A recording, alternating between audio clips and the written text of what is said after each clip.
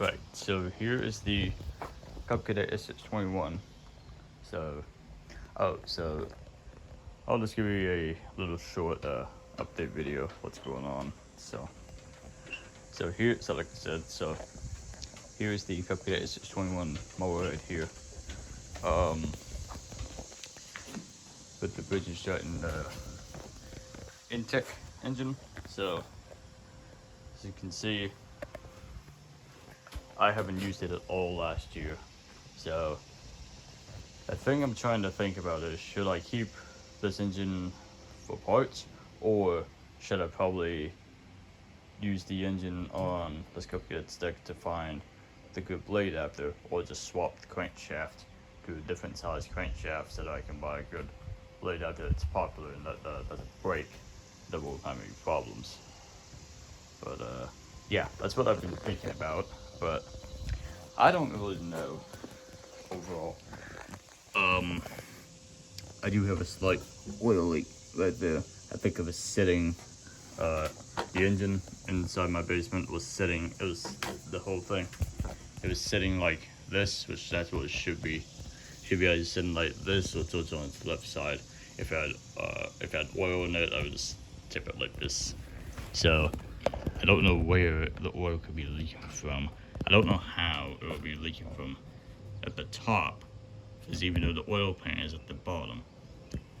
My Craftsman leaf vac, if you remembered, my Craftsman leaf vac that you saw a couple months ago, that I was told you about, that I don't know if I showed you this stuff, but the oil pan right here has a very tiny crack on the edge that's somewhere around here, and you can't really see the actual crack at all, but I can see where it's actually leaking from.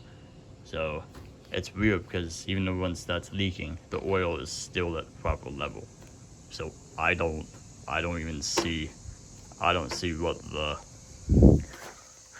the issue is. So yeah, that was just my little update on this. Well, that's also not just about this.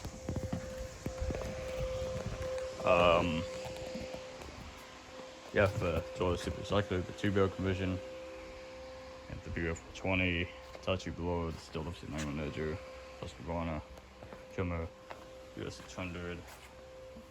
Oh yes, I just organized this a little. Oh, and there's my steel backpack. That's where I keep my Bureau 200 right here. So this is pretty much like a Bureau 200 backpack. So here's the 323 Duraforce. I'm gonna actually do a walk around video on the 10323 and the 550 a couple of days. I worked on my 550. Here's the 55R sitting here. Here's the Honda HRM G15, the HRX. I don't know if I ever showed you this, but I got a new toy about a couple of weeks ago, so I'll show you what it is now. Yep, a Stihl FS94R gas trimmer, 24cc motor, straight shaft, weighs about 10 pounds. It's very light, and I'm gonna tell you, this trimmer is awesome. I love it. It's very nice and lightweight. Been using it a couple times now. It's a little bit dirty, but well, I cleaned it up real good to show you. There's some grass buildup on here, and yes, it is not exactly brand new anymore, but it is a little bit dirty. But other than that, I cleaned it. So other than that, this thing is great. I love it. Hopefully I'll try and get a one-cam video of this trimmer. So the reason why I bought this was to replace my 55R. The 55R still works. It's just that the pull rope, which you see right here, is broken off. I'm gonna maybe either fix the pull rope on it, or I'll just replace it with another new recoil starter. If I could find a brand new OEM one, that would be very good. But I don't know, man. I've always had this issue a couple times in the past 2 years. I don't know if this is common. Not. I'm thinking this is common. Probably a common issue to lose. So Yes, Honda HRN, my daily driver, or my workhorse, call it. Love that mower. I've been using it a lot for my business, and it still runs great. Hasn't failed me. So, great. There's the Toro personal face handle for the Super Recycler. Here's the 550, and 550 Air Force. I cleaned the carburetor on it the other day, and it ran pretty good.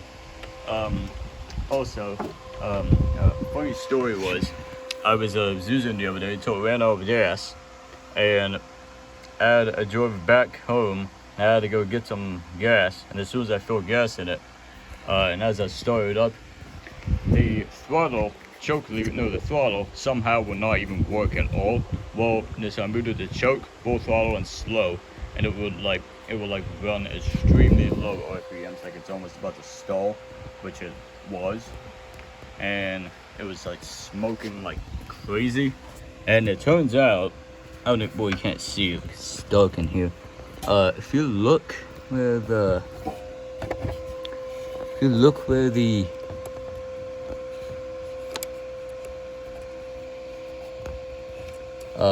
choke hits right there. Let me put the battery in this. Okay, okay, now you can see better. So as I was saying, if you see this this choke, this spring choke right there, this part right there. Now, even though this is supposed to like move back with a good amount of tension, well, you can see I'm moving it manually, and it doesn't move all the way back like it's supposed to. So if I because if the choke is stuck like that, that's on full, pushed all the way, that's in full choke. Now watch how much I engage the throttle. So you put all the way to choke, and you can see if I let go of it, it still bounces back, because it's not the sliding lever for the throttle on the earbots where it connects to, that engages the choke, doesn't go in. So I have to move the slow throttle,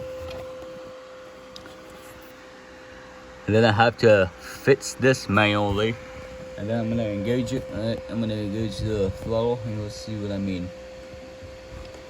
Now you can see, and then if I move it back to slow, it still disengages the choke. So I guess it was kind of weird that it was backfiring. I thought the muffler was clogged up like crazy at first, but no, it was my choke was just not engaging right. It has the spring on there, which is supposed to have a good amount of tension, but I don't understand why. So luckily this still runs good. I feel like I'm gonna keep this motor as a spare. So the reason why I'm saying I'm gonna keep it as a spare is it has a little bit less hours than my 323, to be honest. So 323's motor still runs great, except does surge a little now. I need to clean the carburetor on it with the pilot jet, actually. Yeah, I'm just nervous about now. I should say this, but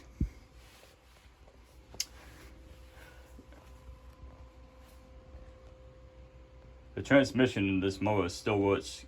It still works. Like, it hasn't failed me. That's the reason why I don't use this that much, because the transmission, or the salt part itself, is very slow.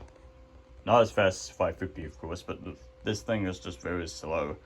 It's not that good now, but the engine still works great. It's one of the better Endurforce engines I have.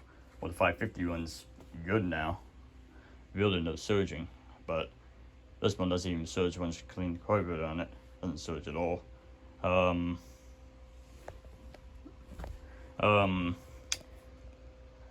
Yeah, so my deck, I'm pretty nervous that it's about to. I am pretty nervous it's about to start falling apart. Even though this is the original deck, it's been on here for almost 20 years. Even though I repainted it last year, the paint's still gonna peel off, and I don't know.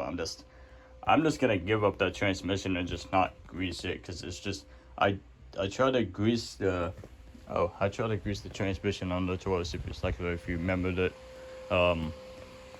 I did clean it up and re-greased it, but it was so messy. I had to use like maybe more than 8 rags, I believe, and it took all day for me to. It took a long time for me to get all that junk and all and to fill up new grease. But the bushings on the 323's gearbox, the bushings on the transmission are not even cracked or damaged. So, I mean, maybe I'll give it a try and see if that helps. If not, then oh well. I guess I'm just gonna give up the. I guess I'm just gonna give up the deck and the transmission. I don't really need it. So because transmission is slow, so I'm not gonna be bothering it. So I feel like I'm just gonna use maybe this Durforce engine mounted on the 550's deck, but have to leave the mounting plate off of the deck. Like, I have to leave 323's mounting plate stayed on, because the Silver Pro and the Gold Pro series decks have different mounting bolt patterns. They have different mounting bolt patterns on the holes, so that's why. Yeah, that's all. There's the Craftsman leak vac. I'll be working on this in the fall time. So.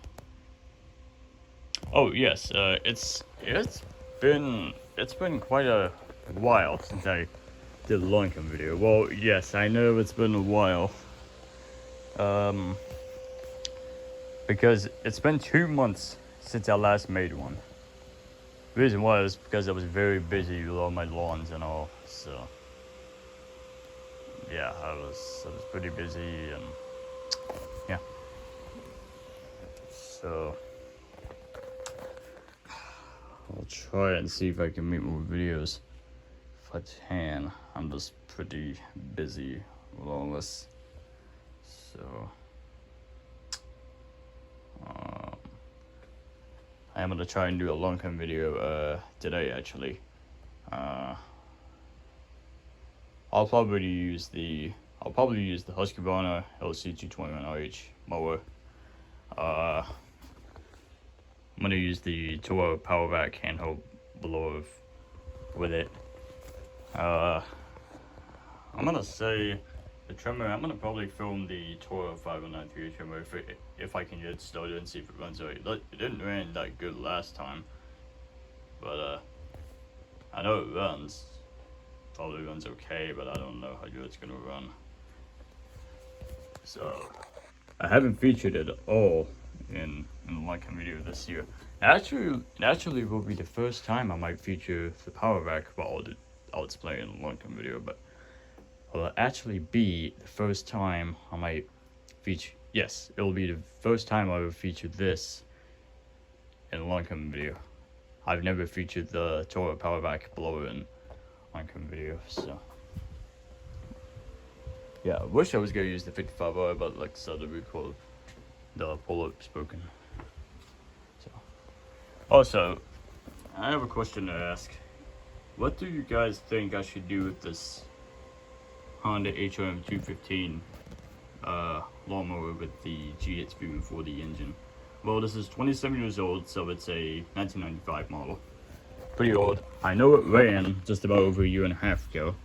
Not sure if it runs though, but I would love to see if I can get it running though. Hopefully. I know the gas completely drained out about a year and a half ago when I stored it. The only thing it really needs, well, it needs a new blade adapter, which will be like 40 or 50 bucks, and then it needs new blades, which is like 30 bucks, and then also needs a probably a new O-ring for the dipstick, and as well as the tube down in the where it connects to the oil the bottom of the oil sump. So yeah, with all those total, I'm assuming it's gonna cost me maybe about $80 ish. So it's gonna be nearly around $100, and I don't know what I'm gonna do. I know I'm trying to not spend too much money. I don't want to spend too much money on this thing, but I mean, the deck is still good, but it's a push mower still, if you're curious. No, or if you guys know this is still a push mower. So yeah, I can't believe I only featured that mower in one Longcom video. That was August of 2020. Yeah, that was about 2 years ago. Yeah, but quite a while, I'd say. And I don't know. Yeah. So yeah, that was the only time I featured it in a Longcom video. I never ran this thing or featured it or mowed it at all last year. Neither this year. That's why I was gonna try and figure out if I should fix it, even though it's still a push mower, not self-propelled anymore. Or should I get rid of it, give it to someone, or maybe find another Honda mower that I could find for free if I could. That's in decent shape. That's a bad engine. There's a steel that could self-propelled on it, like an HRR series to be exact. I just tried to bolt this motor on the deck or something, so. Because that motor can't bolt onto my Cup Cadet's deck, so, because the mount bolt pattern is different. It's still the same style deck as the HRS, so that motor could fit on the HRS deck if I find a used HRS motor for it, so. Yeah, but, yeah, so. That's about it, so. Yeah. Quite a lot has changed a little, well, not that much. At least I just organized this a little and cleaned some stuff up, so. Yeah, I just don't know what to say though, but. Oh, also one thing, we actually, I don't know if you can tell, but we added the fence.